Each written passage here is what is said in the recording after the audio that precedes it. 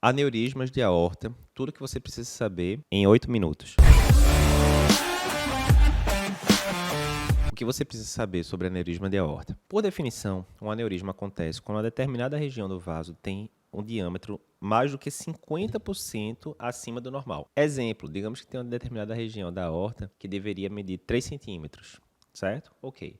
Metade de 3, né, é 1,5, ou seja, até 4,5 a gente ainda toleraria. Passou de 4,5 para aquela região, ficaria como aneurisma. Eduardo, entre 3 e 4,5, que está aumentado, mas não passa de 50%, a gente classifica como ectasia de aorta. O pessoal da rádio tem lá, né, os dados do que eles consideram normal para os determinados segmentos da aorta, e passando de 50%, classifica com aneurisma. Ok. A gente pode classificar esses aneurismas de aorta de várias formas diferentes, né? Aneurisma de aorta ascendente, aorta descendente, aorta torácica, aorta abdominal. Vamos abordar aqui a aorta torácica e a aorta abdominal. Por quê? Primeira coisa, a fisiopatologia desses aneurismas é bem diferente. Primeiro, qual é o tipo mais comum de aneurisma de forma geral? Abdominal e especificamente os que ficam embaixo das artérias renais, que é o que a gente chama de aneurisma de aorta abdominal infrarrenal. Esse é o tipo mais comum, bem mais comum do que o de aorta torácica. Ok. Esses aneurismas de aorta abdominal, eles têm uma fisiopatologia muito ligada com a aterosclerose. Então, os fatores de risco são basicamente os mesmos. Qual é o principal? Tabagismo. Tabagismo bem relacionado, mas também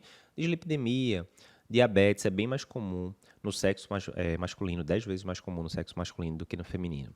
Quando a gente vai para os aneurismas de aorta torácica, principalmente a aorta ascendente, né, que é aquela porção inicial, a fisiopatologia é bem diferente. Já está relacionado com uma degeneração cística ali da camada média. E aí os fatores de risco podem ser, por exemplo, doenças do tecido conjuntivo, como síndrome de Marfan, mas também pode estar relacionado com sífilis. Hipertensão também aumenta o risco, né? Mas assim, o tipo de perfil é bem diferente de um para o outro. E em relação aos sintomas, como é que fica o meio de campo? Quais são os sintomas mais comuns? Depende da localização. Geralmente são assintomáticos, a maioria. Quer seja torácica, quer seja abdominal, a maioria desses aneurismas a gente termina dando diagnóstico por exame de imagem de rotina. Às vezes faz um raio-x de tórax, está lá, mediastino alargado. Será que tem um aneurisma? Pede um angiotomo, confirma e tal. Ou você está lá, pede um ultrassom de abdômen total, alguma coisa, a aorta aumentada, ou faz um atomo de abdômen por algum outro motivo. O comum é isso. Pode ter sintoma? Pode. No caso de aneurisma da aorta abdominal, vez por outra tem umas dores, né? Ou inespecíficas, não muito bem localizadas, mas pode ter dor, seria o sintoma mais comum. A aorta torácica já não é tão comum dor fora de dissecção, que a gente não vai abordar aqui. Dissecção a gente vai abordar em outro vídeo, né? Da linha editorial de emergência da gente. Então, dor torácica no abdominal, fora de dissecção, não é tão comum. Você pode ter, às vezes, compressão de estruturas adjacentes. Comprimiu o brônquio, o paciente tem dispneia, comprimiu o laringeu recorrente, o paciente tem rouquidão, por exemplo. E também pode causar insuficiência aórtica no paciente, né? Porque a válvula pegando a aorta ascendente não fecha tão bem e causar os sintomas da insuficiência aórtica. Mas a maioria dos aneurismas vai ser diagnosticada por exame de imagem. Então, estou suspeitando de aneurisma de aorta, por qualquer motivo. Ou estou palpando lá a região abdominal e vejo uma massa pulsátil, tal, principalmente abaixo do umbigo, estranho, não era para estar lá, será que tem um aneurisma? Ou fiz um raio-x de tórax, tem um mediastino alargado, qualquer coisa do tipo. E aí, como é que vai ser a minha abordagem em relação a isso? Tem vários métodos de imagem para você diagnosticar. Quando a gente vai para abdômen, aneurisma de aorta abdominal, o ultrassom, muitas vezes, é o método que a gente usa de rastreio. Ele pode dar uma noção boa já ali, mas ele não é tão bom em quantificar o tamanho do aneurisma. Para quantificar tanto de aorta abdominal quanto de aorta torácica, a gente tende a ficar ali entre angiotomo de aorta e angiorressonância. São os dois exames principais. Eduardo, eu posso usar eco transesofágico para ver o aneurisma de aorta ascendente, por exemplo? Posso, mas geralmente em termos de consultório a gente vai pedir ou angiotomo ou angiorressonância. Os trabalhos mostram que eles têm acurácia similar, mas algumas pessoas preferem angiorressonância porque se tiver que ficar fazendo segmento desses pacientes, não tem radiação. Outros preferem angiotomo porque consegue delimitar um pouquinho melhor a anatomia. Varia muito de serviço para serviço, mas termina caindo entre esses dois. Uma coisa importante é o seguinte, você diagnosticou aneurisma em uma parte da aorta, é interessante que você faça a imagem da aorta toda, porque com certa frequência você tem aneurisma em mais de uma região. Então, diagnosticou a aorta abdominal, comumente faz imagem da aorta torácica e vice-versa. E como é que fica o tratamento? Então, primeiro, em relação ao tratamento clínico, como a gente já falou, os pacientes com aneurisma de aorta abdominal, eles geralmente têm um mecanismo aterosclerótico ali por trás, né? Comumente são classificados como paciente de alto risco cardiovascular e vão precisar das medidas para tal, né? Comumente vão estar fora da meta de LDL, vão ter que usar estatina. Muitas vezes tem aterosclerose deflagrada mesmo em algum outro sítio, vão precisar de aspirina.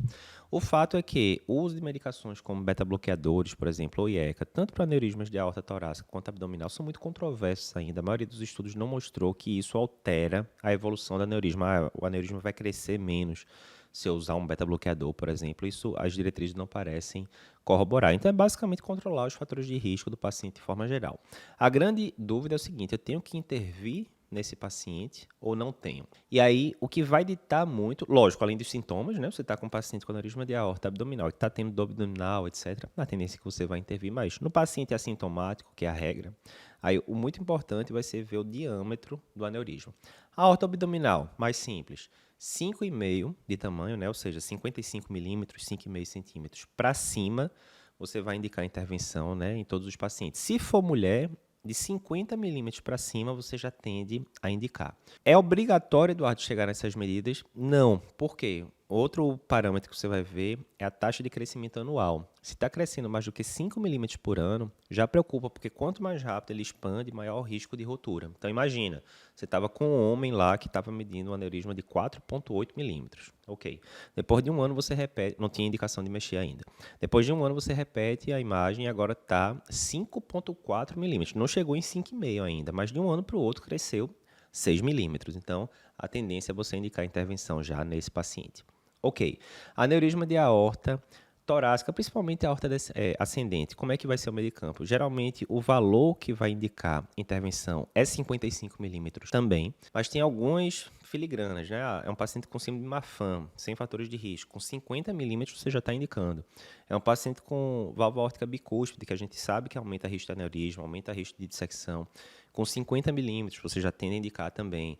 É um paciente que vai mexer numa insuficiência aórtica importante na cirurgia e tem uma aorta que passa de 45 milímetros. Você já tende a indicar correção da aorta e da válvula aórtica. Então, tem vários detalhes aí. E, Eduardo, o que é que eu vou preferir?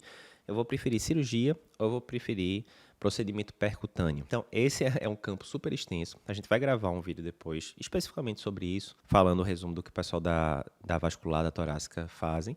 Mas, resumindo, você vai ter que ver muito a anatomia, experiência da equipe, condição clínica do paciente. É um paciente de baixo risco cirúrgico, é um cenário. É um paciente com risco cirúrgico altíssimo, é outro cenário, que nesse último caso favoreceria o percutâneo. O principal para a gente que faz consultório é saber se o paciente tem indicação ou não. O tipo de intervenção já vai ser mais o pessoal que pratica o procedimento que vai terminar batendo o martelo. É isso que você precisa saber sobre aneurisma de aorta.